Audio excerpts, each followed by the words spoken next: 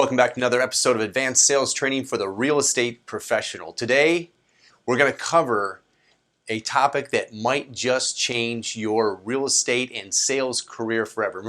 Remember, these are not just videos for the real estate professional. We focus on a lot of buyer objections and seller objections, but if you're a sales professional, these videos will help you in every way. Today's video is on how to develop desire in the mind of the prospect. Now, you've been taught perhaps how to overcome objections. Maybe you've learned objection handlers, scripts, dialogues. All those are great. Just know this, those are all external. Those are the words we use.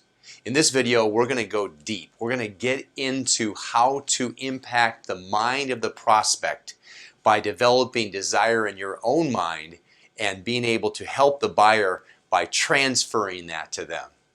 If you've never heard this before and you want to know how to really have a deep impact with the prospect, pay attention to this video. You will not see this information being shared anywhere. Stay tuned all the way to the end because there's several key strategies that I unpack here for you that you're never going to get anywhere else, and I promise you that. Okay, let's talk about what we just unpacked today with Bob. So he talked about finding out their wants, and then being able to identify what they are and then help the prospect to make their want into a dream, into a goal. So in order to do that, we have to understand what they want, and we have to become what? Curious. Well, well, that's a good thing you said that, because actually I say that sales begins with just a natural curiosity about the person that we're speaking with. If you're naturally curious, you are really going to become emotionally involved with their goal. Naturally. Julie, I think you are naturally curious. I think you are. I think you enjoy finding out about other people, what drives them, what's motivating them to make a decision, why they want to live here, what's important about that. Like, that all flows from natural curiosity. I think the more curious we can become, the easier this whole thing is, because it's not work anymore. I'm really curious. I was talking with a prospective client for the consulting work, Thinking into Results, and I asked him what he wanted, and he told me that he wanted to ultimately spend time in nature, like just to be a part of his land and walk the property without any real worry, anything in his mind about financial toil. Just didn't want to worry about it anymore. I want to be able to spend time on his property and walk it with his wife. I'm like, oh my God, he was pulling me into his story, and I asked him why that was important. He said that's just something he's always wanted to do, and he's never been able to do it because this career has pulled him this direction, and when he's out there in nature, he's always thinking about money. You see that? So he really wants is just to be there and be present. I was with him, and I told him that later on. I said, you pulled me right into your property. I felt like I was walking down a path on your land. I became emotionally involved in his goal and dream, and then I helped him realize it more by asking him more, like, why is that important to you? What will that ultimately do for you? And then he told me. So that's a recent example for me, is getting emotionally involved in his goal and helping him see it more with more clarity. Helping someone see it with more clarity is by asking deeper questions. So what do you want? What's important to you about that? And what will that ultimately do for you? That's the framework. It's always 3 deep. If you can go 4 deep, great. You see that? You've got to go deeper than just surface level. So I see you with your goal on the screen of my mind. So this takes it to a new level. So I see you in your home. No, I really see you in your home. That's what I see. I can actually see you there. You see how powerful this is when you can begin to emotionalize their dream and see it on the screen of your mind. I transfer this to you by becoming emotionally involved with your goal. So I can transfer that visualization to you. If I can see it on the screen of my mind, and have you all heard of the concept of one mind? We're all connected. And so while sometimes we say, well, that person this is how they show up in my world. And Neville Goddard in his book Power of Awareness, he cites a study And the study was by psychologists, and they actually have proven scientifically that the way that we see things is based on our concept of that person or that thing. And he went on to tell a story about a woman who was complaining about her employer. And he said, she said, he this, he that, he this, he that. This is how he is to me. And he said, I will tell you that the way that he's shown up for you, I'm almost confident that pretty confident that that's the way that you are perceiving him. He asked her, are you having arguments with him in your own mind? She said, well, yeah. He said, when? She said, every day when I drive in. I'm having arguments with him in my head all the time. He said, well, there it is. Your concept of him is, and then he's mirroring back to you that which you've conceptualized of him. And he said the only way to prove that this is not accurate or that this is actually true is that tomorrow, like right now actually, begin to have imaginary conversations with this man in the same frequency as you had before, but this time you're flipping the script. Now you're going to imagine all these positive things. He's uplifting you. He's giving you great feedback. He's helpful, and all these things that you know you'd want. And so she did. She said, like a miracle, literally within days. All of a sudden, this guy starts to act differently. She's like, what the? And he's thinking that he's the one that's the cause of the effect. But it's her concept. You ever hear of Wayne Dyer say, change the way you look at things, and the things you look at change? You ever hear that? It's the same thing. It's just said in a different way.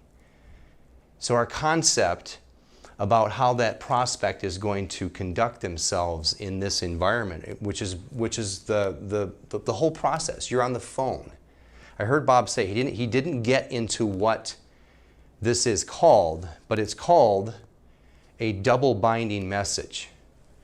When you have someone on the phone, you got the stick person, right? And double binding message is, I want you to meet me, and then subconsciously is, I don't believe in myself. Now, he was talking about don't judge a prospect with a double binding message, which this down here would have been, I don't think you have the capacity to purchase. You see, we're not really dealing with that a lot. Mostly we have people that are ready, able, and willing. Mostly. I get there's some credit challenge individuals, but mostly, I would say 80% of the time, pretty good estimate? 80% of the time, that's not what's going on. So then our double binding message looks like this.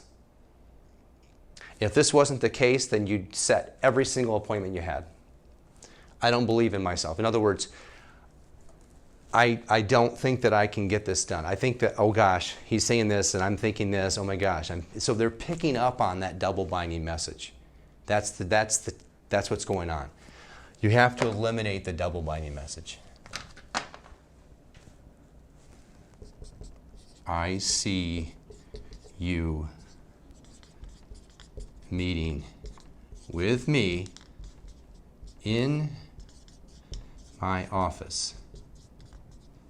It is done. It is done. You just haven't shown up yet. You see, the power of this is beyond words, because we're not talking about words at this point. We're talking about a belief system that runs so strong. You believe so strongly about the benefits of them meeting with you, and you're transferring that to them. Your message is not double binding. It's the same. I want you to meet with me, and in fact, you want to meet with me. You want to meet with me. And I see you meeting with me in my office. I see this happening. Once the appointment's set, the same thing happens. Is not a double binding message. Double binding message would be, I set the meeting and I don't think they're showing up.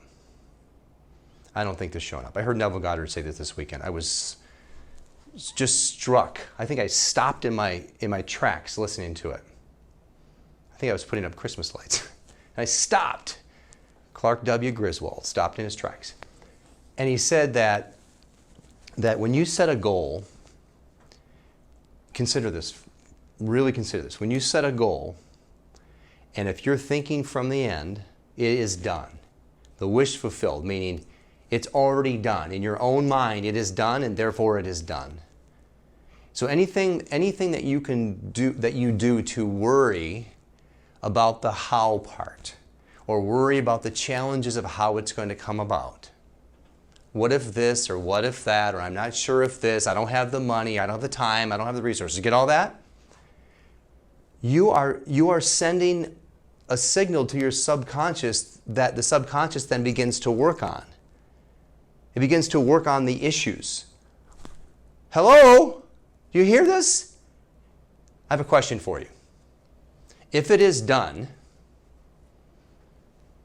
then there's no such thing as worry or concern or how, because it's done. Get it? It's done. But how? It's done. But what if it's done. I'm going to watch my language. There's a microphone right here. Do you see? It's done. It's not like I maybe. No, it's already done. There's no worry about it. It's already happening. It's already done. Double binding messages. Kill your dreams. So when you're setting your goals, remember that. It's already done. You don't worry about the how part, because you're just setting a directive to your subconscious that this is something to be worried about. Then it begins to think and fester on. See, the difference is this. This is the power behind this. I know, like, you're thinking, what does this have to do with sales? I know. Everything, by the way, everything. If it's done, it's in an end state and perfectly complete, right? Then your subconscious simply will go to work in attracting the people, the circumstances, and the events to draw it into your life in the manner in which our Creator decides is the best path for it. You see, that's the challenge. We say, oh, there's my goal right there. Look at it. It's right there. See that? That's my goal. Now, I'm going to spend the next 6 months getting all entangled in the exact details of how that's going to come about. So in that way, you're playing God. And that's why dreams don't work, because we're not supposed to figure out exactly why, or how, I should say. All we need to do is say, this is what I want. This is my goal. And I can become emotionally involved in that. Emotionally involved. I have a client who shared that when he writes out his affirmations in the morning, it brings him to tears. Just said that to me the other day. I said, that's exactly right, brother. Emotionally involved. So can you imagine being so emotionally involved in the outcome for a client that you can transfer that to them?